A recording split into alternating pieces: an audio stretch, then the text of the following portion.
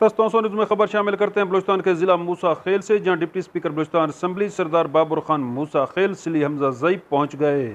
अहम खबर से आपको आगाह कर रहे हैं बलूचिस्तान के ज़िला मूसा खेल से, जहां मौजूद रहे तस्तौसा दोस्त मुश्ताक खान मूसा खेल, जिनके मुताबिक डिप्टी स्पीकर बलूचिस्तान असम्बली सरदार बाबर खान मूसा खेल सिली हमजा जई पहुंचे तो उनका पुरतपाक इस्तकबाल किया गया।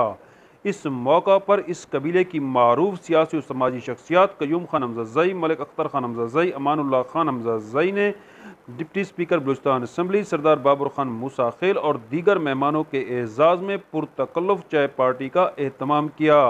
मकीनों ने तस्तौसा न्यूज़ से गुफ्तगू करते हुए कहा कि हमें सरदार बाबर खान मूसा खेल की क़यादत पर मुकम्मल एतमाद है। आप इलाके की तकदीर बदलने के लिए कोशाएं, हमें यकीन है कि खित्ते की तकदीर आपकी वजह से बदल जाएगी। मुश्ताक खान मूसा खेल के साथ सुहेल शहजाद, तस्तौसा न्यूज़।